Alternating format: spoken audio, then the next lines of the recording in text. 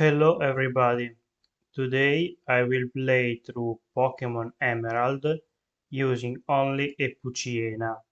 To be honest, I don't have high hopes for this Pokemon. His stats are not very good except for his attack that I guess it's okay. His move pool is okay, but it's not very good. I think he is also gonna struggle later in the game because of his low speed. The rules are the usual ones. Only use your starter Poochyena in combat, no items in battle, do not use double team, and don't use glitches or cheat. I used the Universal Pokemon randomizer to change the Trico into a Poochyena so that May gets a Combusken, so she is a little bit stronger against me. The start of the game is nothing special. I grind a little bit to get to level 7 to make sure that I can take on May. Her Torchic is not very strong at this point in the game. I get a crit, but I don't think it matters. After we are done with her, we have to fight the first Team Aqua Grant, and this fight is a mirror fight, because both of us have only one Poochyena. He decides to send attack me quite a bit while I set up, but thankfully I can hit through and win the fight. After that, I decided to grind until I reached level 20 to be ready to take on Roxanne. Now I have access to Bite, and in this generation, dark type moves are considered special, so they do good damage to the rock types in this gym. The two Geodudes go down easily, but the Nosepass I fear is gonna be harder, so I use Sand Attack a few times to make it so he is less likely to hit me with Rock Tomb. After that, I just spam bites over and over again until it goes down. All things considered, this was a surprisingly easy gym fight. After the gym, I do the usual side quest with Pico and the Devon Corporation, and I decided to take on the optional May fight. Her Pokémons don't go down in one hit, but they don't pose much of a threat to us because we are very overleveled. I decided to skip the second gym because it's a fighting type gym, and I'm sure they would do massive damage to me and take me out very easily. We'll do it later when we come back around. The fight against the Team Aqua Grants are not that bad, but the Carvana unfortunately kinda counters us because it resists bite and has a rough skin for our physical contact moves. Archie shows up as usual but does not do anything and just leaves us be. Once we are done with them, I decided to level up quite a bit to level 30 because I'm quite worried about the second May fight. And I was right. This fight is very hard because I have to set up against the Wingull at least 3 howls, otherwise I can't take on the rest of the team. But the Wingull can do good damage to me and confuse me. I get a lucky crit against the Combusken and I'm through, but I'm sure without the crit I would have to reset quite a lot more, or grind. After May is done, there's more grinding until I reach level 41. At this point I can take on Wattson and just spam crunch over and over again. I had to reset a couple of turns, but with a cherry berry I can buy enough turns to take out the Magneton.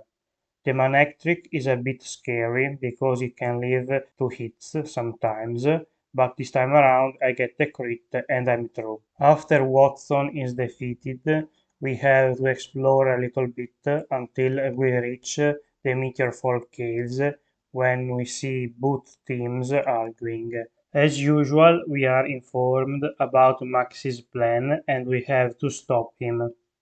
We reach the mountain and can take him on. His team is actually kinda scary because the poochyena is extremely annoying. It can lower my accuracy with sand attack and confuse me with swagger.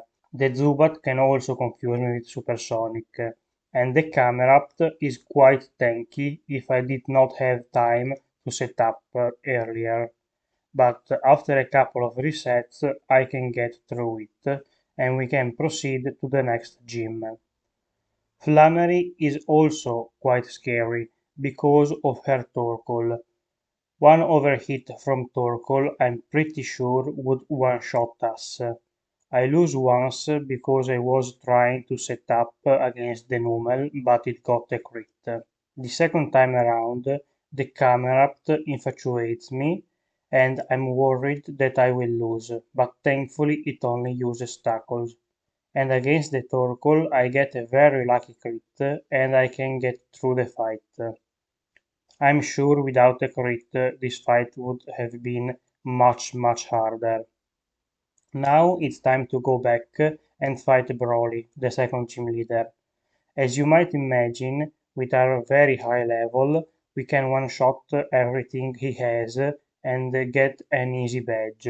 After he is done, the good times end unfortunately, because our dead Norman, the next gym leader, is very hard. I have to set up at least 3 howls against the Spinda, but it can confuse me with Tether Dance and can do very good damage with Facade.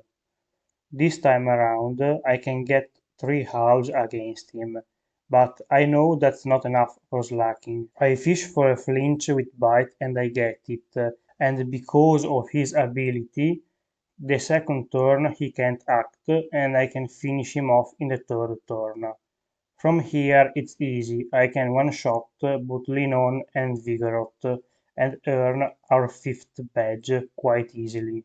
After him we are given the Surf TM and can proceed with the main plot line of the game. We clear the Weather Institute and then fight May for the third time, fourth if you count the optional one.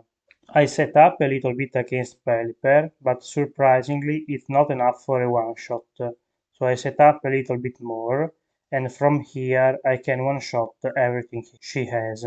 The Combusken is not a problem this time.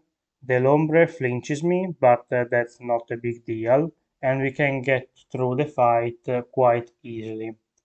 She gives us the Flight EM, so we go to Winona to get the badge to use it.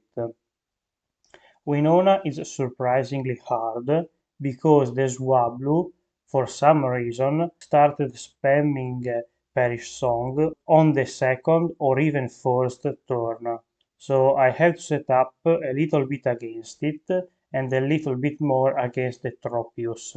I attack Pelipper because I know it wants to use Supersonic against me, and I can finish setupping on the Skarmory, even if it uses Sand Attack. Thankfully, I can hit most of my attacks, and after a couple of turns it goes down. Altaria is a one-shot to finish the fight. Once we have the Feather Badge, we can keep exploring the region, and I decided to fight the optional May fight. Her team is more or less the same from earlier. I decided to set up against the Tropius, and from there I can one-shot everything else. The Pelipper, of course, stalls me out with a double protect, but once it fails I can get through, and the Ludicolo is also a one-shot. Just wanted to feel good about myself. After that we can proceed to the Not Pokemon Tower and get the Magma Emblem to access where Groudon is. We reach the location and of course have to fight Maxi once again. His team this time around is a bit stronger, but my Tiena is still the main problem because of confusion and send attacks. This time around I get confused immediately, but at least I have quite a lot of attack. I can get through the Mightyena, and the Crobat takes me down to 2 HP. The camera, fortunately, is slow and I can outspeed it to win the fight. Next up, I reach Passiflog to obtain the return TM, since it will be our strongest attack. After a bit of grinding and reaching level 71, I can take on Tate and Liza. I decided to howl on the first turn to set up, and I take quite a bit of damage. From here I can spam Shadow Ball and everything is a one-shot. Next turn I focus on Solrock because I'm scared of what it could do, and it too goes down. Xatu keeps setting up, so next turn I take care of it before it can one-shot me. Lunaton fortunately misses an hypnosis, and I can finish the fight on the first attempt. That's the first time I actually one-shotted this fight. That's surprising for Poochyena. But I guess I completely counter their type, so it makes sense. The fight with Steven against the Team Magma is more or less the usual fight against Team Magma. I get confused, so I have to not hit myself in confusion, but fortunately it does not happen and I can keep taking out the enemy Pokémons with +2. Even at this level, I can't one-shot the Crobat, but Metang finishes the butt for me. A couple of turns later and we can take care of the rest of the fight. The Mightyena with Intimidate makes it so my secret power is not a one-shot, but Metang once again finishes him off. Once they are defeated, I can grab the Dive TM from Steven and reach where Kyogre is located. Here we have to fight Archie, and his team is more or less the same as Max's. This time it goes a little bit better and the Mightyena is more aggro and does not confuse me. The Crobat of course survives, but with a couple of returns I can take it out. The Sharpedo taunts me for some reason and goes down to 1 return. After he is defeated, the red orb activates and wakes up Kyogre. After this happens, the other team, Team Magma, reaches us, and both teams are not very happy about the situation. With both legendaries active, the weather is a mess. Steven arrives and tells us to do the usual plotting Sutopolis, fetch Rayquaza, etc. It all climaxes in a cutscene, which I'm still not sick of seeing. Once Rayquaza fixes the problem, I can take on Juan. His team is not that bad, but I had to reset once because Latvizic confused me and I hit myself and suicided. The second time around it goes a little bit better. I set up a little bit against him and then I can proceed to one-shot the rest of the team. I set up once more against the Cilio because I want to make sure that I can one-shot the Kintra, otherwise it will be a problem. The Kintra comes out and my setup pays off because I can one-shot it to finish the fight and get our last badge. I gather the remaining rare candies around the region so I will be able to level up later. In Victory Road we have to fight against Wally, and I set up once against the Altaria and finish him the next turn. Against the Delcatti I set up once more because I hope that Sing will miss, and I'm lucky and it happens, so I can proceed to Magneton with a +2. Thankfully he misses a Supersonic, so I can finish him in 2 turns. After he goes down, the remaining Pokémon can't stand up to the return power, and both the Roselia and the Gardevoir get one-shotted by it. And that's it for Wally. Next is time for the Elite Four, and Sidney is the first member, and as you might imagine, he's extremely annoying. The poochyena can confuse me, lower my accuracy, etc. etc. And the shift trick can also confuse me, so I have a hard time and have to reset quite a few times against him. I also had to use the rare candies already, but I'm not sure how much effect it had. After a few tries and resets, I can finally finish him off with a few boosted returns. Once Sidney is taken care of, it's time for Phoebe, and she is much easier. I can set up one howl against the Dusclops when it protects, and after that I can spam Shadow Ball for the rest of the fight, since it is super effective, can one-shot everything, even the Sublime, even if it's not super effective. The rest of the fight is quite easy, just spam the move until everything dies. And after Phoebe is defeated, it's time for Glacia. She is a little bit more scary because I have to set up at least 2 times, but maybe 3, against the Celio, and I have to hope to not get paralyzed. It happens once and I have to reset. To be honest, I should have used a cherry berry to take care of the problem, but I did not remember in time. So the second time around I do the fight, I'm able to set up, and from here I can one-shot the rest of the team. I needed that many howls because the Wolverine is very tanky, and without the boosts I'm not able to one-shot it, and it can finish me back with a ice beam or blizzard or something. The final Elite Four is Drake, and I am a bit scared of the Salamence. I set up a bit against the Shelgon because I know it likes to use Protect. Once I'm at +3 with Howls, I go on the offensive and take out the Shelgon. After he's down, the Altaria comes out, and I decide to set up once more. Now that I am +4, I take out the Altaria. The Kindra comes out, and it is also a one-shot. The Flygon comes out, does not outspeed me, and it's a one-shot. Salamence lowers my attack and deals massive damage to me, but I can finish him off with just one return. And with that, we are through the Elite Four.